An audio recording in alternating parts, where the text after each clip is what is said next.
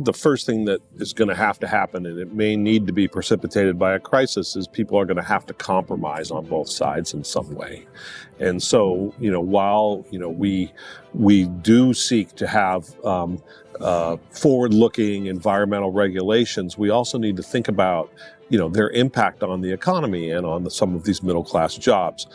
We need to think more systematically about how one issue affects other groups of people. And so that would be one example, I think, where we need to, think through how we can find a middle ground here to stimulate a more healthy business environment before we do lose a lot of middle-class jobs. Yeah, and Ken and I have an innate bias.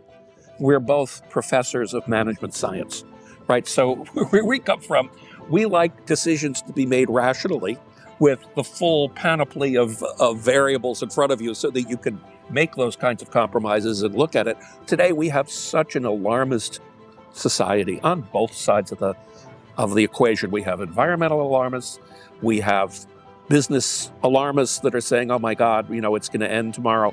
Neither of those is really accurate. We need to have a little balance in there. And so that would be the first thing. But there are very specific things that we should be looking at. There are regulations on the books that are onerous. California has upwards over 400,000 business regulations on the books.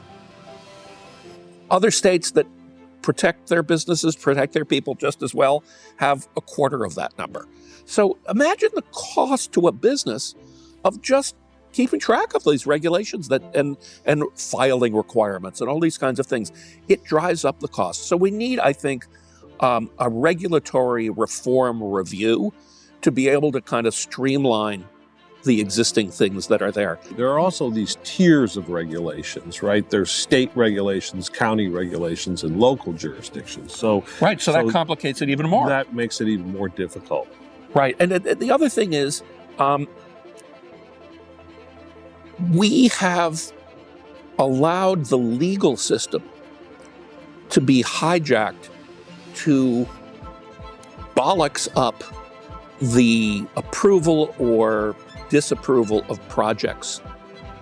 And right now, for instance, if you want to build a housing project that houses significant numbers of people, by the way, possibly homeless people that could really use it, possibly middle-class people or lower-income people that could use it, you won't be able to do that because the legal system is hijacked to the point where everybody can continually contest any decision that is made by anyone.